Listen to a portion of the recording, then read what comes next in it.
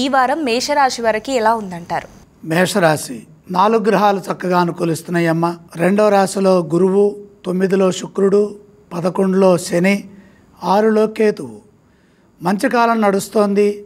పరిస్థితులకు తగ్గట్టుగా నిర్ణయాలు తీసుకొని వాటిని చక్కగా అమలు చేయండి. శుభ ఫలితం వస్తుంది. ఏ విషయంలోనూ సంకోచించవద్దు. గురుబలం సంపూర్ణంగా ఉంది.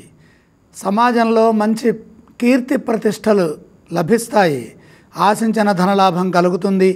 కార్యసిద్ధి త్వరగా లభిస్తుంది. మిత్రుల సహాయం అందుతుంది. కుటుంబ సభ్యుల మధ్య అవగాహన పెరుగుతుంది. సమిష్టి కృషి విజయాన్ని ఇస్తుంది. ఉద్యోగంలో ఆత్మవిశ్వాసంతో పనిచేయాలి. ఇతరుల విషయాల్లో ఎక్కువగా కలగజేసుకోవద్దు. ఏకాగ్రతతో పనిచేస్తే ఫలితాలు అనుకూలంగా ఉంటాయి. స్వల్ప విఘ్నాలున్నా మీరు చేసే ప్రయత్నాన్ని బట్టి విజయం ఉంటుంది. వ్యాపారంలో కూడా జాగ్రత్తలు అవసరం. కొన్ని విషయాల్లో కొందరు మన పనులకు ఆటంకం కలిగించాలని చూస్తారు. సామరస్య ధోరణితో ముందుకెళితే ఎటువంటి ఇబ్బంది ఉండదు. వారం ప్రారంభంలోనే విజయం గోచరిస్తోంది. సూర్య బలం 8వ స్థానంలో ఉంది కాబట్టి ఆరోగ్యంపై శ్రద్ధ వహించాలి. ప్రతి విషయంలోనూ విశ్వాసంగా ఆలోచించాలి, పనిచేయాలి. ఈ రాశివారు ఏ స్తోత్రాన్ని పఠించాలి?